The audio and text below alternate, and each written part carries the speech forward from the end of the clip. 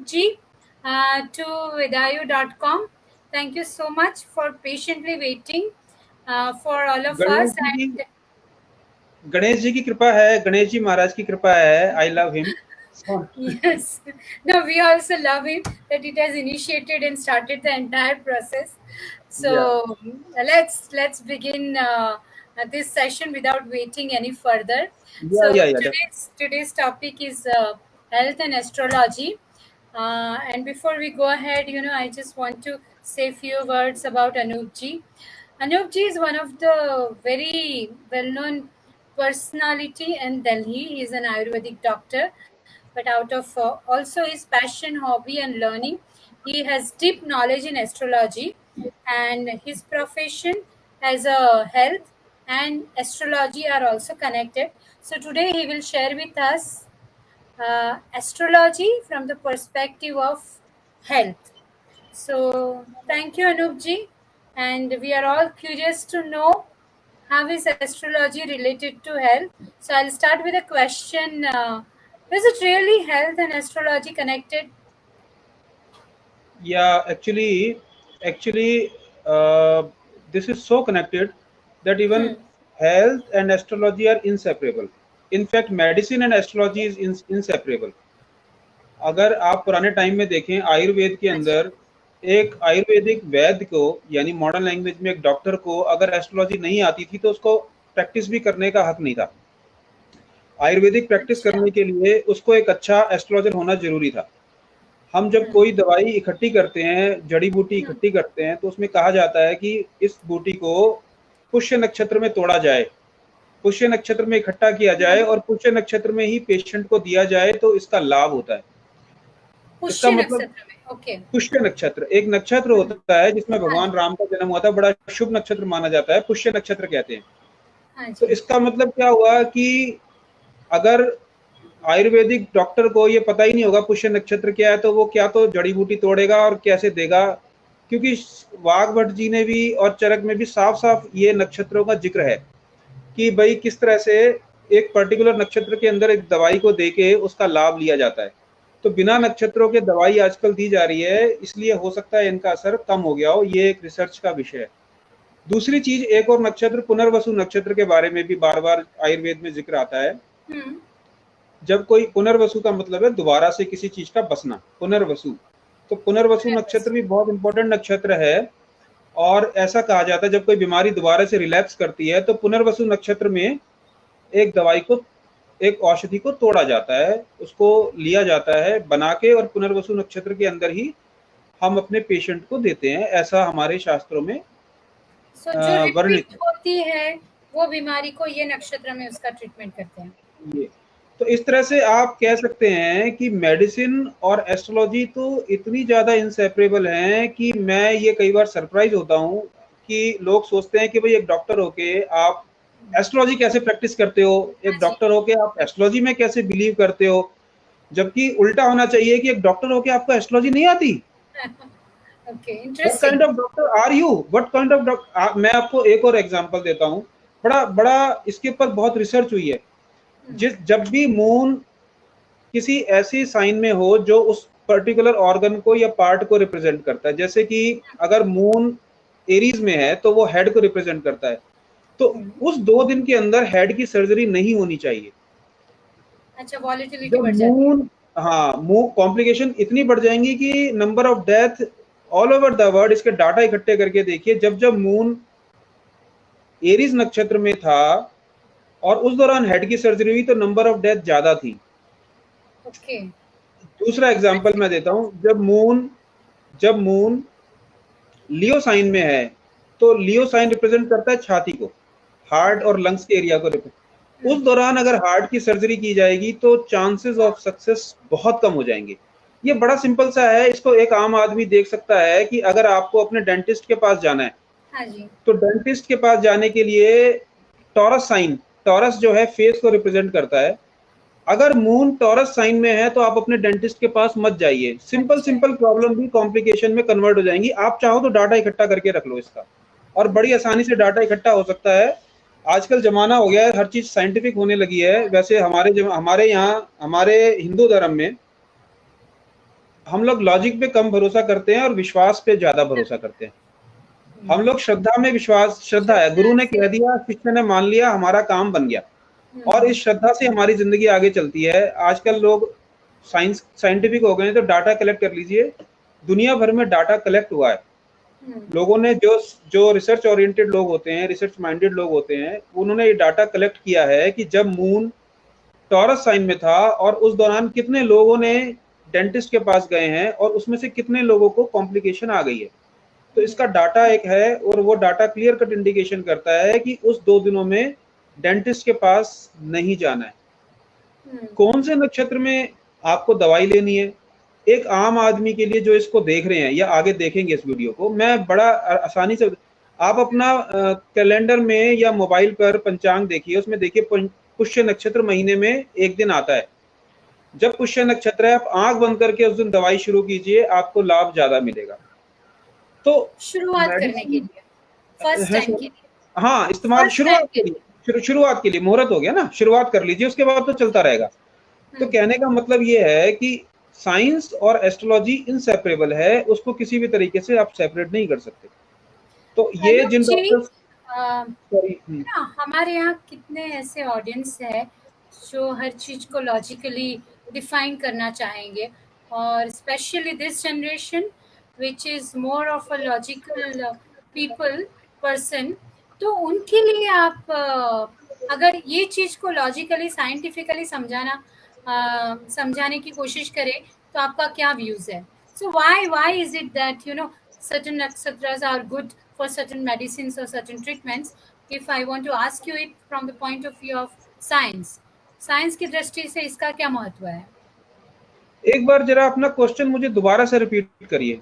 हाँ जी, सो हमारी जनरेशन, मतलब अभी जो आज की जनरेशन मैं बताऊंगी, तो वो लोग को लॉजिक का बहुत ज्यादा महत्व है, और वो हर चीज को लॉजिक से जज करना चाहते हैं। They want reason behind everything. तो उनको अगर ये चीज को हमें लॉजिकल समझानी है, साइंटिफिक समझानी है, तो हम कैसे बात करें इसके लिए? How do put this entire perspective from the point of view of science and logic? आप ये जानना चाहती हैं कि मेडिसिन साइंस के साथ, मेडिसिन एस्ट्रोलॉजी के साथ साइंटिफिकली कैसे कनेक्टेड है? हाँ जी, yes, this is your question? That's my question. Okay, yes. Okay. So yes, you are right. Now today is a word of science. Yeah. ये बात अलग है. This is a era of science, I should say. ये बात अलग है कि medical science खुद ही साइंस नहीं है. Okay. अगर आप देखेंगे तो मेडिकल साइंस किसी एक चीज पे कभी टिकती नहीं है. मैं पिछले 20 साल से मेडिकल साइंस को ऑब्जर्व कर रहा हूँ, पढ़ भी रहा हूँ. कभी वो कुछ कहते हैं, कभी वो कुछ कहते हैं. खैर, हम उनकी बात मान लेते हैं. वैसे तो साइंस उसको कहते हैं जो आप हर आदमी के ऊपर एक जैसा काम करे. आप चाहे इंडिया में हो, अमेरिका में हो, रशिया में हो या कहीं पर भी हो, उसके प्रिंसिपल बदलने नहीं चाहिए. तो अब कोई दवाई जब बनती है तो वो 67% लोगों को अगर ठीक कर दे तो हम उसको एक्सेप्ट कर लेते हैं. जब उसके ट्रायल होते हैं तो अगर 67% लोग ठीक हो जाएं तो हम कहते हैं भाई एक्सेप्टेड, मार्केट में उतार दो. तो 33% लोगों का क्या, जिनके ऊपर वो दवाई काम नहीं कर रही, तो कहते हैं कोई नहीं, 33 की चिंता अभी नहीं करेंगे, पहले 67% लोगों को ठीक कर दें. तो हमारे पास साइंटिफिक कोई एक्सप्लेनेशन नहीं है कि वो 33% लोग ठीक क्यों नहीं हो रहे, क्योंकि ह्यूमन 100% कुछ भी नहीं है. तो वो 33% हम कहते हैं इग्नोर करो, बाद में सोचेंगे. कहने का मतलब ये है कि human body, human mind, human system is so complicated. एक दवाई जो एक आदमी के ऊपर काम करती है, जरूरी नहीं वो दूसरे के ऊपर काम करे, हालांकि it's based on some scientific principle. Number 2, सारी मेडिसिन, चलो मैं मेडिसिन में नहीं जाता, फिर हम भटक जाएंगे. अब मैं कहता हूं कि एस्ट्रोलॉजी के साथ साइंटिफिक क्या कनेक्शन है मेडिसिन का. एस्ट्रोलॉजी के साथ साइंटिफिक कनेक्शन ये है कि आप देखिए, बड़ा सिंपल सा एक एग्जांपल सारे एस्ट्रोलॉजर देते हैं, मैं भी यही एग्जांपल आपको देता हूं. जब मून आता है, जब फुल मून होता है तो समुद्र के अंदर तूफान आता है. तो समुद्र के अंदर, ये बड़ा सिंपल सा कॉमन सा एग्जांपल है, हर किताब में लिखा है, हर एस्ट्रोलॉजर यही एग्जांपल देता है. लेकिन एक थोड़ी आगे की बात करते हैं. हर 100 साल में, हर 100 ईयर में दुनिया के अंदर कोई ना कोई बड़ी तबाही मचती है, चाहे तो बीमारी के रूप में और चाहे तो वॉर के रूप में. कोई ना कोई बड़ी घटना दुनिया में घटती है जिसमें हजारों लाखों लोग मरते हैं. साइंटिस्ट ने ये पता लगाया है कि 100 ईयर्स में सन के ऊपर बहुत बड़े चेंजेस होते हैं। एवरी 100 ईयर्स सन के अंदर कुछ इस तरह के चेंजेस होते हैं जो कि डायरेक्टली कनेक्टेड हैं ह्यूमन रेस के साथ, तो अर्थ पर उसका इफेक्ट आता है। दूसरी बात यह है कि अब साइंटिफिकली कैसे कनेक्टेड है, ये भी सवाल आप पूछ रही हैं कि साइंटिफिकली एस्ट्रोलॉजी बीमारी के साथ कैसे कनेक्टेड है। आयुर्वेद के हिसाब से बीमारी के 3 कारण हैं, वात, पित्त और कफ। वात, पित्त और कफ। अब इसका बैलेंस होना ही सेहत है और इसका निरोगी होना, इसका बैलेंस होना ही सेहत है, निरोगी होना है, और इसका इम्बैलेंस होना बीमारी है। उसी तरह से जब वात, पित्त, कफ है, इसी को एस्ट्रोलॉजी में ग्रहों में डिवाइड किया गया है। जैसे कि शनि जो है वात प्रकृति का है, शनि ग्रह जो है वात प्रकृति का है और वात रोग देता है, और मंगल जो है पित्त प्रकृति का है, पित्त रोग देता है। चंद्रमा कफ प्रकृति का है, कफ रोग देता है। तो जिसकी कुंडली में जो ग्रह खराब होगा उसको उसी से संबंधित रोग होंगे, बीमारी होगी। तो बीमारियों के नाम तो हजारों लाखों दे सकते हैं आप, बट उसके बेसिक रीजन क्या है? वात, पित्त और कफ, 3 ही रीजन है। 3 रीजन के अलावा 4th कोई रीजन नहीं है। तो या तो वात की वजह से होगा, वात पंगु, पित्त पंगु। तो वात और पित्त ये सब पंगु हैं, पित्त पंगु, कफ पंगु। तो पंगु हैं, ये वात के साथ चल के बीमारी पैदा करते हैं। तो अगर रोग आ रहा है तो उसके पीछे कारण है वात, पित्त या कफ का इम्बैलेंस। तो उसके पीछे कारण क्या है? ग्रह, हमारे प्लैनेट्स। तो जिसकी कुंडली के अंदर प्लैनेट्स खराब हो गए हैं, अफेक्टेड हो गए हैं, महादशा देखना पड़ेगा कि महादशा किसकी चल रही है। जिस प्लैनेट की महादशा चलेगी उसी से संबंधित रोग आएगा। ये कोई भी अपनी कुंडली में देख सकता है कि उसकी महादशा कौन सी चल रही है। अगर सन की महादशा चल रही है तो सन किसको देता है? सन पित्त प्रकृति का प्लेनेट है। तो गर्मी बढ़ जाएगी, ब्लड प्रेशर बढ़ जाएगा, शरीर में दाने हो जाएंगे, चेहरे पर दाने होने लगेंगे, तो इस तरह की चीजें होंगी। ठीक है। तो चंद्रमा, मून जो है कफ प्रकृति का प्लेनेट है, तो वो कफ को बढ़ा देगा, जुकाम हो जाएगा, साइनस हो जाएगा, तो इस तरह की चीजें होने लगेंगी। तो साइंटिफिक कनेक्शन है, हर चीज का साइंटिफिक कनेक्शन है। ये बात हो रहा है कि अब वो हमारे दिमाग को सूट नहीं करता। अब तीसरी एक और इम्पोर्टेंट बात मैं बताता हूं कि साइंस है कि नहीं है एस्ट्रोलॉजी। मैं मॉडर्न साइंस के हिसाब से बताता हूं।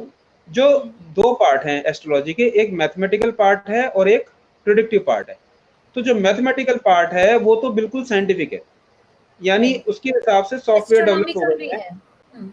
सॉरी, वो एस्ट्रोनॉमिकल भी है। हाँ, एस्ट्रोनॉमिकल है, इसलिए मैथमेटिकल है, क्योंकि उसकी कैलकुलेशन चाहे ए करे या बी करे या सी करे या इंडिया में करें या अमेरिका में करें, वो कैलकुलेशन सेम रहेगी, प्रिसाइज है। Degree wise, second wise, minute wise उसमें कोई भी कंट्रोवर्सी नहीं है। आप 1000 साल पहले पता लगा सकते हैं कि चंद्र ग्रहण, सूर्य ग्रहण कब पड़ेगा।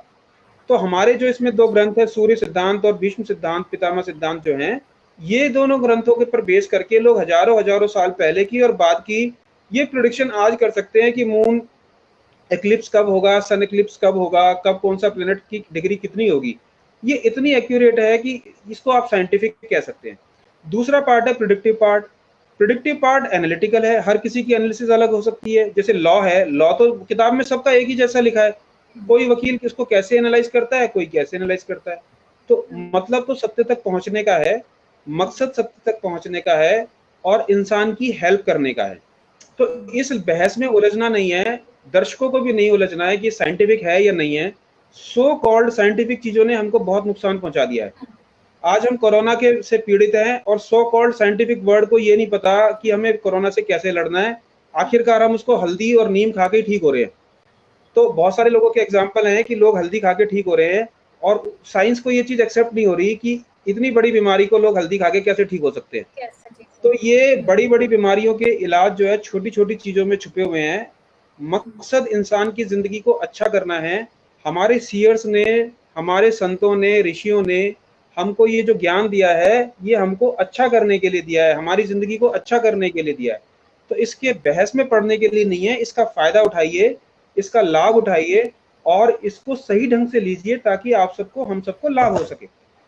जी। बहुत अच्छी चीज बताई आपने। कभी कभी हम बहस में इतने घुस जाते हैं कि समझ में नहीं आता। सॉल्यूशन सिंपल है, दिख रहा है, लेकिन फिर भी हम उलझे हुए रहते हैं। तो मेरे दिमाग में अभी तो बहुत सारे क्वेश्चंस हैं, क्योंकि हाँ ये टॉपिक मुझे भी पसंद है। लेकिन मैं अभी एक्चुअली कुछ लोगों का क्वेश्चन, अभी जो ऑनलाइन है वो लोग के क्वेश्चन लेना चाहूंगी। सो दिनेश जी वोरा हमसे पूछ रहे, tell us the role of Jupiter in the context of health. ये उनका क्वेश्चन है। सो जुपिटर का, प्लैनेट का हेल्थ के साथ क्या रिलेशन है? That's a Vora question. साहब, बहुत बहुत आपका धन्यवाद, आपने मेरे से सवाल पूछने लायक मुझे समझा और इस लायक समझा कि मैं आपकी बात का जवाब दे सकता हूँ। तो जुपिटर जो है, अगर जुपिटर वेल एस्पेक्टेड हो, जुपिटर लगन को एस्पेक्ट कर रहा हो, मून को एस्पेक्ट कर रहा हो, महादशा को एस्पेक्ट कर रहा हो, तो वो सेहत अच्छी देता है, प्रोवाइडेड वो सिक्स्थ लॉर्ड ना हो। तो सिक्स्थ लॉर्ड ये ना हो। क्वेश्चन सिक्स, एट्थ और ट्वेल्थ का लॉर्ड ना हो। अगर वो 6, 8, 12 का लॉर्ड है छठे घर, 8वें घर और 12 का लॉर्ड होके एस्पेक्ट करेगा तो बीमारी देगा। जुपिटर जो है बेसिकली वो बीमारियां देता है जो जिससे शरीर में मोटापा बढ़ता है। जुपिटर जो है मांस, मज्जा और फैट का कारक है। तो जिनकी कुंडली में जुपिटर बैठा होगा लगन में, उनको मोटापा बहुत जल्दी आएगा। तो जुपिटर का रोल बीमारी देने में, जुपिटर उस तरह की बीमारियां पैदा करता है क्योंकि यह कफ कारक प्लेनेट है, तो उस तरह की बीमारियां पैदा करता है जो कि हमें मोटा करती है। जैसे डायबिटीज है, ओबेसिटी है, इसको आजकल हम लोग कहते हैं cholesterol diabetes. Also related. Cholesterol cholesterol. बढ़ाता है, कोलेस्ट्रॉल बढ़ाएगा। तो जितनी भी इस तरह की चीजें हैं वो जुपिटर के मैलिफिक एस्पेक्ट की वजह से होती है। कोई भी प्लेनेट अच्छा या बुरा नहीं है, कुंडली देखने के बाद पता लगता है कि उसका जो रोल है वो मैलिफिक है या बेनिफिक है। अगर महादशा जुपिटर की चल रही है तो मोटापा तो जरूर बढ़ेगा, ये तो निश्चित है। अब वो अच्छा। मोटापा दो चीज से बढ़ता है, अगर मैलिफिक है तो दवाई खा खा के बढ़ जाता है, और बेनिफिक है तो रबड़ी खा खा के बढ़ जाता हम्म। है। मैं तो ये मोटापा, आई जस्ट वांट टू से वन थिंग। तो मेरी तो अभी तो, तो जुपिटर मैं, की दशा चल रही है, और हाँ, सर्टेनली मेरा वेट गेन हुआ है ये दशा में। सो अच्छा, I have one live example in front of you. That's good. अच्छा, एक चीज मैं और बता दूं, क्योंकि जुपिटर बहुत अच्छा प्लेनेट है, बहुत बेनिफिक प्लेनेट है। अगर जुपिटर की पूजा पाठ किया जाए तो हमारी सेहत भी सुधर जाती है। जुपिटर की पूजा करने के लिए हमें अपने गुरुओं का आशीर्वाद लेना चाहिए। एक एक उपाय तो ये है, जो बुजुर्ग लोग हैं, जो गुरु हैं, संत महात्मा हैं, उनका पैर छूने से, उनका आशीर्वाद लेने से गुरु अच्छा हो जाता है। दूसरा उपाय ये है कि पीली चने की दाल 800 ग्राम मंदिर में दान करने से भी गुरु के अंदर लाभ होता है। तीसरा इंपॉर्टेंट इसका उपाय है कि पीपल के अंदर जल चढ़ाएं। पीपल के अंदर जल चढ़ाएं या पीपल का पेड़ कहीं लगा दें, एक पीपल का पेड़ प्लांट कर दें, तो भी इसका लाभ होता है, जुपिटर बहुत अच्छा हो जाता है। जो लोग थोड़ा पैसा खर्च करने में विश्वास करते हैं उनको एक पुखराज पहन लेना चाहिए। बाकी अगर कुंडली में जुपिटर अच्छा है और उसका महादशा चल रही है तो उसको शुद्ध करके पहना जा सकता है। जो लोग पुखराज नहीं पहन सकते वो सिट्रिन पहन लें। सिट्रिन को नॉर्थ डायरेक्शन में अपने घर में रख लें, धन आ जाएगा, गारंटी है। ये मेरी गारंटी है कि अगर आपने 1-2 किलो सिट्रिन लाके नॉर्थ डायरेक्शन में रख दिया तो आपको निश्चित तौर पे लाभ मिलेगा। जुपिटर की आप दशा में ही ना दशा नहीं कोई हो भी तो भी टाइम, कोई बात नहीं, तो तो भी भी अच्छा। कोई सिट्रिन लगभग 4-5 हजार रुपए किलो, 3 हजार रुपए किलो, 2 हजार रुपए किलो मिलता है। वो 2 किलो, 3 किलो, मैंने तो 10-10 किलो भी रखवाया लोगों के घरों में। तो 1 किलो, 2 किलो, आधा किलो, 100 ग्राम कुछ भी सिट्रिन लेके आप अपने नॉर्थ डायरेक्शन में रख दीजिए। आपकी सेहत भी सुधर जाएगी और पैसा भी आएगा, निश्चित तौर पे धन आता है, धन का लाभ निश्चित तौर पे होगा ही होगा। और कोरोना काल में अगर धन का लाभ हो जाए तो इससे बड़ी क्या बात होगी बताओ। दो बहुत चीज बढ़िया। चाहिए आदमी को, सेहत और पैसा। अगर सेहत और पैसा मिल जाए तो बाकी जीवन की लड़ाई आसान है। जीवन में 3 दुख हैं, रोग, ऋण और रिपु। रोग, ऋण और रिपु, जीवन के अंदर 3 कष्ट हैं। तो बोरा साहब, जुपिटर तीनों कष्ट से मुक्ति दिला सकता है अगर जुपिटर की ढंग से पूजा कर ली जाए। वैसे भी कहते हैं अपने गुरुओं का आशीर्वाद लेने से सारे कष्ट मिट जाते हैं, उसका रीजन यही है।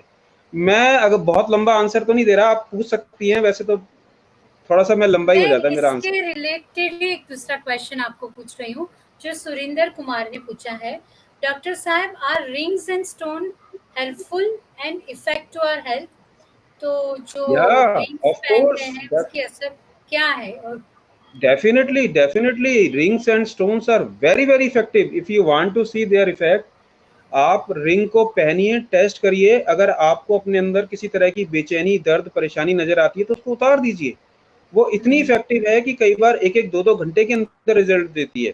हाँ जी। The rings and the stones are so effective कि you cannot even think that it's so fast. Generally हम सोचते हैं ये सारी चीजें काम देर से करती हैं, 1 साल में काम करेंगी, 6 महीने में काम करेंगी। नो, 1 रात के अंदर काम करेंगी।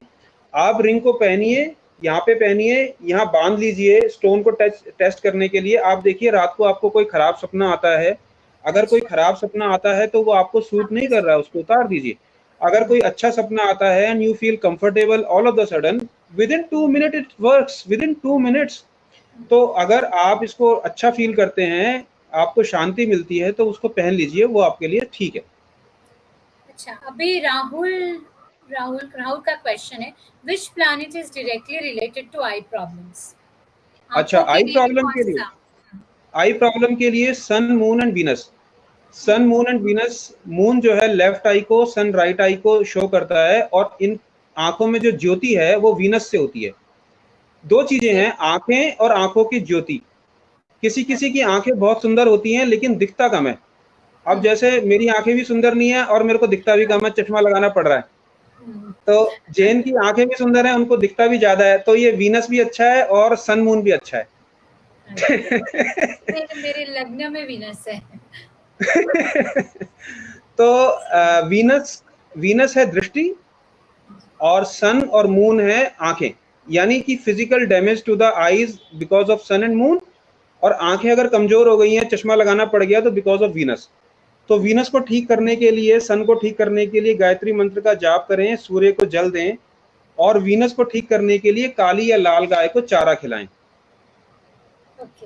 या डायमंड भी पहन सकते हैं, अगर आपके पास पैसा है और आप पैसा खर्च कर सकते हैं तो डायमंड पहने, नहीं तो गाय को चारा खिलाएं।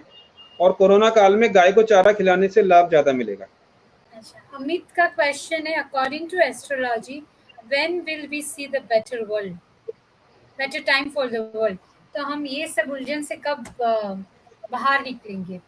आप तो बेटर वर्ल्ड में रह ही रहे हैं। You are living the best part of your life. If you think that something better has to happen, then you are living in an illusion. You are actually, this lockdown gave us wonderful time, and I am feeling that that was my wonderful period of my lifetime. That इससे अच्छा time, इससे अच्छा समय, इससे अच्छी जिंदगी आपको कभी मिलेगी, ये सोच के अगर आप जी रहे हैं तो फिर एक इल्यूजन में आप जी रहे हैं। आप समझिए कि आप बहुत अच्छे समय में जी रहे हैं। इससे अच्छा समय इंसानियत के लिए कभी आएगा नहीं। कोई बीमारी नहीं, हॉस्पिटल्स खाली हैं, सब सुखी हैं, सब पढ़ रहे हैं, सब पूजा पाठ कर रहे हैं, पशु पक्षी खुशी हैं, नदियां खुशी हैं, हवाएं खुश हैं, पेड़ पत्ते खुश हैं, सब खुश हैं। कुछ लोगों को कारोबार में दिक्कत आ रही है, ये एक परेशानी की बात है। उसके लिए जो सक्षम है उनकी जिम्मेदारी है कि वो उनको हेल्प करें जो कि सक्षम नहीं है। तो अच्छा समय चल रहा है, इसको और अच्छा बनाने के लिए इस समय का सदुपयोग करना है। बाकी मेरे को ऐसा लगता है, आप कोरोना की बात कर रहे हैं तो अगस्त के बाद से, खासकर 12 अगस्त के बाद से आपको इसमें बहुत लाभ, मतलब बहुत राहत दिखेगी। और ये न्यूज आनी 12 अगस्त के बाद से बहुत कम हो जाएंगी, और 12 अगस्त के बाद से आपको वायरस को लेकर परेशान होने की जरूरत नहीं है। मैं इसके रिलेवेंट एक क्वेश्चन आपसे एस्ट्रोलॉजिकली पूछना चाहूंगी, क्या ये वायरस चला जाएगा और this will become part of our life as per astrology? As per astrology and as per doctor, viruses कभी मरते नहीं हैं। वायरस 1 लाख साल से यहाँ पर है और 1 लाख साल तक यहाँ पे रहेगा। कभी कोरोना आएगा, कभी डेंगू आएगा, कभी H1N1 आएगा, कभी सार्स आएगा, कभी कुछ आएगा, कभी कुछ आएगा। हमें अपनी इम्यूनिटी को स्ट्रॉन्ग करना है। वायरसेस कभी नहीं मरते, वायरसेस यहीं रहते हैं। ओनली क्वेश्चन इज, हमें इस पर मैंने बहुत वीडियोस भी डाले थे, जो लॉकडाउन के अंदर भी लोगों को समझाने की कोशिश की थी कि वायरस कभी नहीं मरेगा।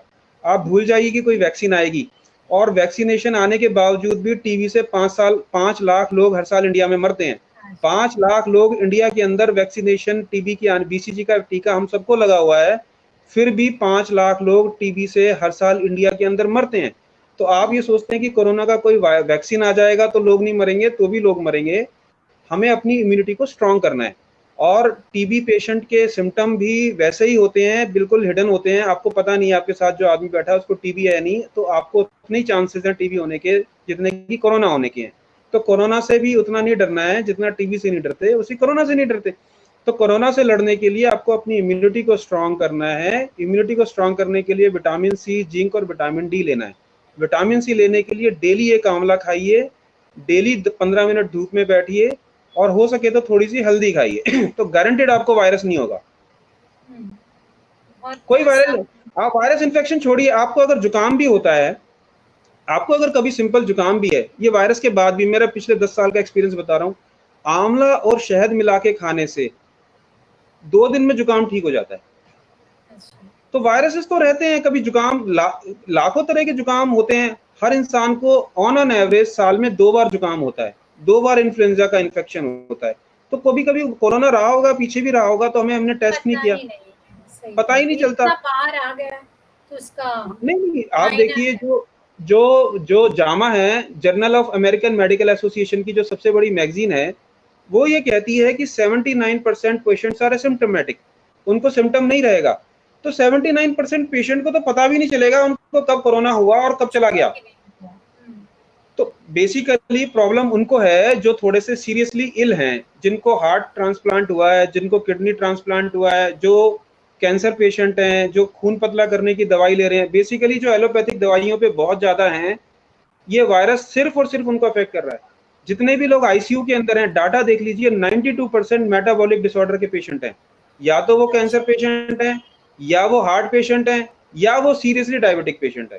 तो आप एक आम आदमी को इतना डर, अब ये डाटा है, ये मेरा डाटा नहीं है, ये मैं नहीं कह रहा, ये गवर्नमेंट कह रही है, ये गवर्नमेंट का डाटा है, ये सब देशों से आया हुआ डाटा है। जितने भी लोग आईसीयू में हैं, उसमें से 90%, 92% लोग मेटाबॉलिक डिसऑर्डर से परेशान हैं। तो अगर जिन लोगों ने अभी हमें टाइम आ गया जागने का, कि ये जो हम इतनी सारी दवाइयां खाते रहते हैं, बेमतलब की एंटीबायोटिक्स, बेमतलब की खून पतला करने की दवाई, जाग जाओ, वरना आने वाले टाइम में ये एंटीबायोटिक्स काम नहीं करेंगे।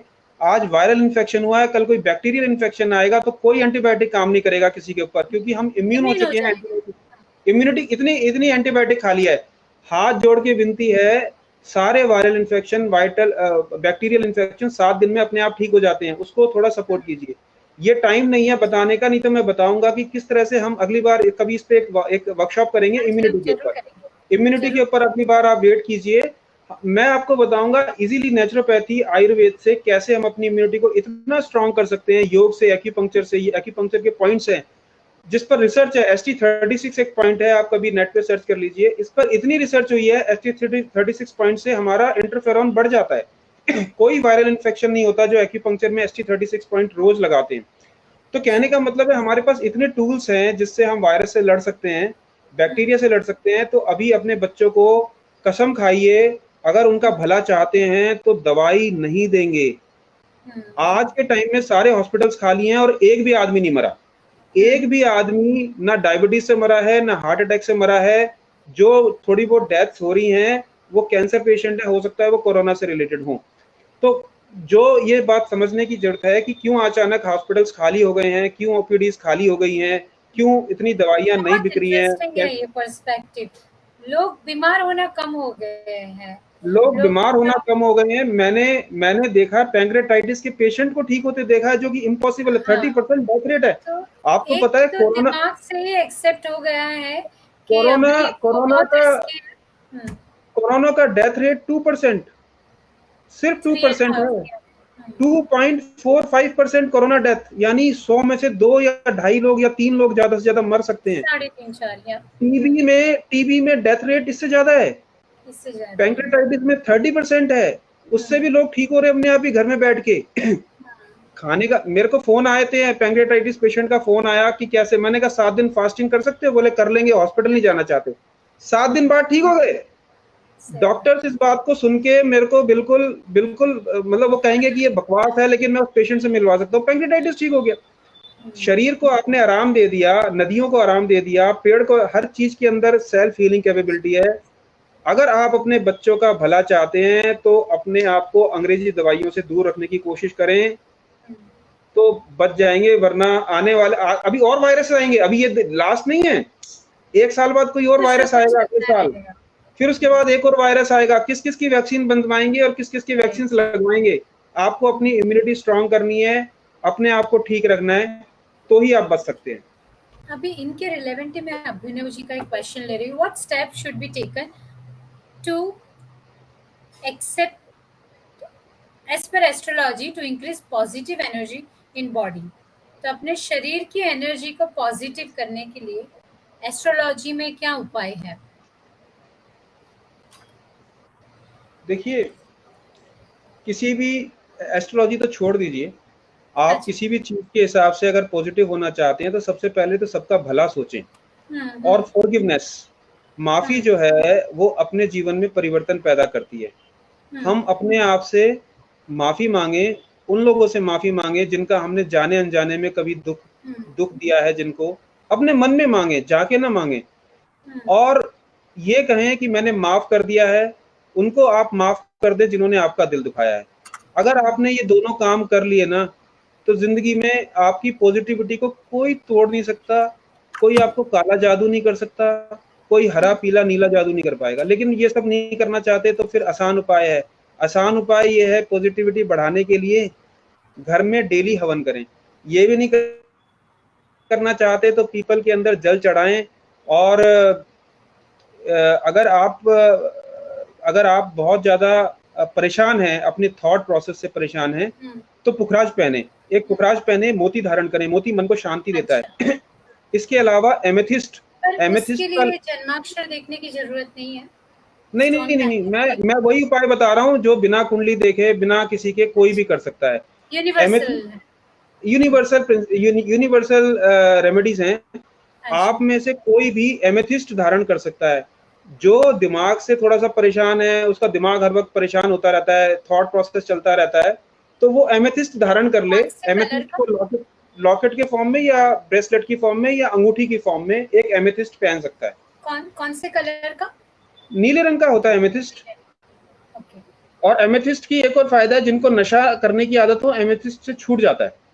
ओके। अभी मैंने मैं बहुत सारे दूसरा लोगों का नशा क्वेश्चन। छुड़वाया हाँ। है। हाँ, तो आप ये सब उपाय कोशिश कर सकते हैं। मैं अभी दूसरा क्वेश्चन ले रही हूँ। डॉक्टर साहब, सुरेंद्र कुमार का एक क्वेश्चन है। डॉक्टर साहब, I have disc problem resulted back pain, kindly suggest some remedies. So back pain है, डिस्क प्रॉब्लम है, तो उनके लिए कोई उपाय? सुरेंद्र सिंह जी, आपको मैं बताऊं, आप बिल्कुल ठीक आदमी से बात कर रहे हैं। मैंने कम से कम नहीं तो 1000 केसेस ठीक किए हैं डिस्क के। और मैंने इतने डिस्क के केस ठीक कर दिए कि मेरे पास गंगाराम हॉस्पिटल से एक डॉक्टर का फोन आ गया, बहुत बड़े डॉक्टर का, ऑर्थोपेडिक सर्जन का, कि आप ये क्या कर रहे हो। मैंने कहा पेशेंट कह रहा है ये ठीक हो गया, एमआरआई की रिपोर्ट कह रही है वो ठीक हो गया। तो उन्होंने कहा बाद वाली एमआरआई रिपोर्ट दिखाओ। मैंने कहा दिखा दी, क्योंकि मैं हर चीज को डॉक्यूमेंटेड करता हूँ। तो मैंने जब हर चीज को डॉक्यूमेंट करके उनको दिखा दिया, तो उस दिन के बाद से उनका फोन आना बंद हो गया, मेरे को कुछ नहीं कहते। तो मैंने कहा पेशेंट इलाज करवा रहा है और पहले की रिपोर्ट और बाद की रिपोर्ट आपके सामने है, डिस्क पूरी तरह से ठीक हो जाती है। सबसे पहली चीज मैं बताऊं, डिस्क 100% क्योरेबल है। L4 L5 हो, L5 S1 हो, पैर में रेडिएशन जा रहा हो, नमनेस आ रही हो, कुछ भी हो रहा हो, वो डिस्क ठीक हो जाएगी, 100% ठीक हो जाएगी। अगर आप कभी दिल्ली आए तो मुझसे मिल लेना, मैं आपको ये गारंटेड ठीक हो जाएगी। लेकिन अभी आपने एस्ट्रोलॉजिकल पॉइंट ऑफ व्यू से पूछा है, कमर में दर्द है, तो 2 चौक लिखने वाले चौक जो चौक होते हैं बच्चों के ब्लैक बोर्ड पे लिखने वाले चौक, अपने बेड के नीचे रखें। जहां पर दर्द होता है अपने बेड के नीचे, मतलब अपने गद्दे के नीचे, अपने गद्दे के नीचे जो बेड कुशन, जो वो कुशन होता है उसके नीचे रख दीजिए। और वो 1 हफ्ते रखे रहिए, फिर 1 हफ्ते बाद बदल दीजिए। और जो चौक निकालेंगे उसको निकाल के कहीं बाहर कूड़े में फेंक दीजिए। ऐसा कुछ दिन कीजिए, आपके कमर के दर्द में काफी आराम मिलेगा। इसके अलावा एक्यूप्रेशर के पॉइंट होते हैं, ये भी कर सकते हैं। पर आपने एस्ट्रोलॉजिकली पूछा तो मैं एस्ट्रोलॉजिकली बता देता हूँ।